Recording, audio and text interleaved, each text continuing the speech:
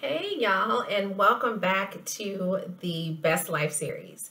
So, if you are new to the channel, welcome. And if you are not new to the channel, I'm glad to see you again. And I am happy to be back because I took a hiatus. And so, I know a lot of you are reaching out and saying, hey, are you okay? Girl, yeah, I'm okay. I was just lazy. Okay.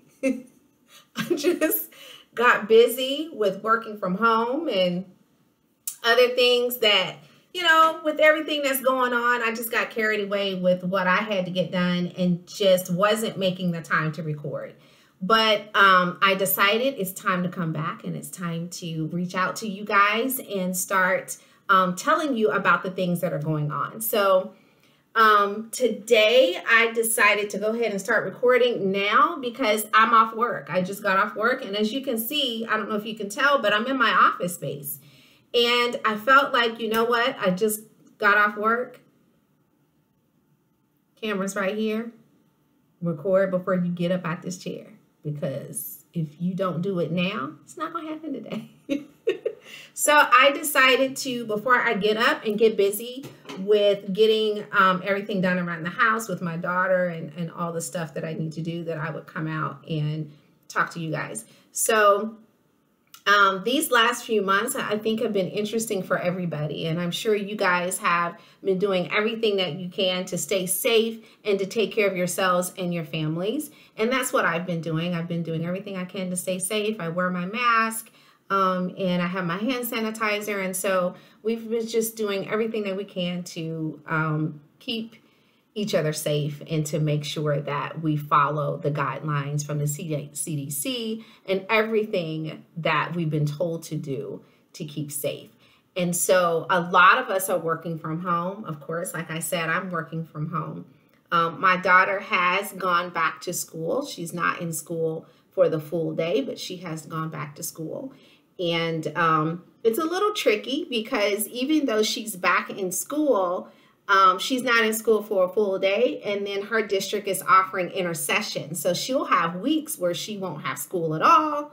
And then she'll go back face-to-face or virtual, whichever one I choose. So it's just been interesting. And I've just been trying to keep up with everything. And that's why you haven't seen me. It's just been a lot. And I'm sure you can relate to that. So I did want to have some conversations about some specific things that I have noticed. And I kind of wanted to just give my thoughts about it and see what you think about it. So I've been working with a lot of different people. I've been working with community groups, community teams. I've been working on teams at work. Maybe more than one team. I have the team that I always work with, and then I have another team that I work with on special projects and things like that. You may have church teams. I know I have different groups that I'm a part of, and I have to work with different types of people in different types of groups. And so what I want to discuss today is perceptions about us, how we relate to people, and how we are perceived as we are working in these groups. And so one of the things that is interesting is when you are working in a team, and I feel that any team that you're working with, whether it's one of your community groups or, an organization that you're a part of, any type of group where you are having the opportunity to collaborate is an opportunity for you not only to give your feedback, your expertise, or whatever it is that you're bringing, but it's your opportunity to receive, no matter what type of group it is, what type of team that you're working with and that you're a part of at that moment. It's your opportunity to receive. And I think sometimes we forget that. So it's important to remember a team is a collaboration, which means that no one's knowledge or no one's opinion or no one's contribution is bigger than the others, because there is a collective goal. And because there is a collective goal, You are collectively working together to make or meet that goal. So how are you working collaboratively in your group, in your team, with your organization? Are you the person who is very open to hearing everyone's opinion? Do you create a space that allows everyone to feel comfortable contributing? Do you create a space where everybody feels comfortable speaking about how they feel, what they think? Or do you create a space where people don't feel comfortable sharing? Do you create a space where people don't feel like their contribution is valid? Or are you the person that is hovering over everyone, where only your opinion matters, only what you think is important, which puts yourself higher? And if you are higher, you are a boss, not a boss. I would say the boss, because that's different. The boss, and everyone else is here under you, not important, not valued, and not needed. They do everything that you say, and that's just the way it goes. Which one are you? Or maybe you're the person that is in a group where you don't get to say anything because you do have a boss type of mentality that is in your team. And so you don't feel like your contribution is valued. You don't even get a chance to say anything. And it's just like you're just there being told what to do and doing it.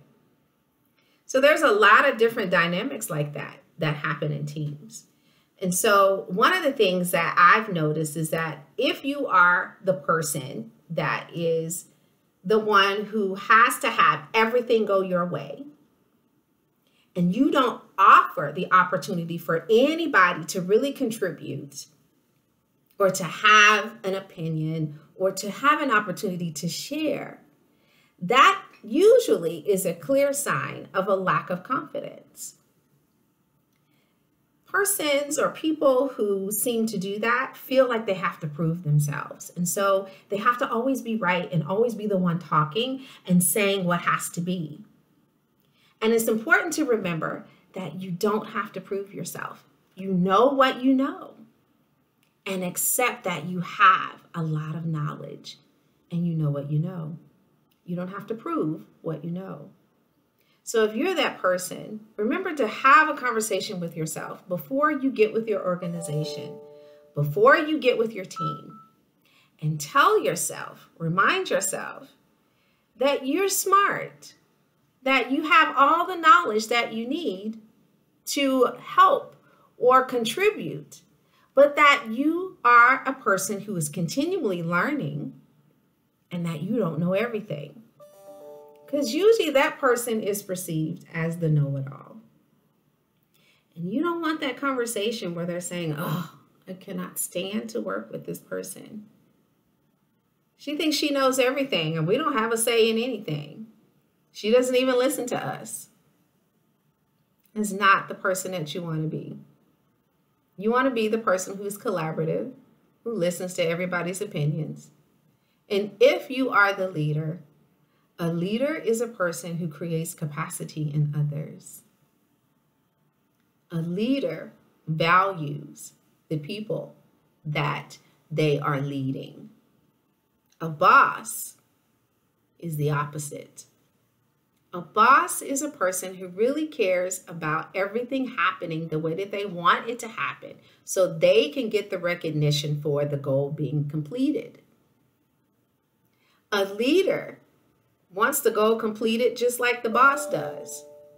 But the leader is very, very sure about the fact that everyone is involved in getting the goal met. And understand that it's a team effort. And everybody has some type of contribution to making sure that the goal is met. So everyone in that team gets recognition. not just the person in charge. So who are you? Are you a leader or are you a boss? Because I'm the person who, I don't like bosses. I have a lot of respect for leaders. And as a matter of fact, I consider myself a leader. I believe in collaboration and I believe in building a capacity in others. And so as you go and you get involved in your groups and your organizations and your teams, no matter where these teams are, remember to be the collaborator, not the boss. Remember that everyone has an opportunity or should have an opportunity to contribute. And that as a leader, it's just your job to organize those contributions and to make the last decisions about where those contributions should go and how they should be used. But it's not your job to run everything and to silence everybody who's on your team.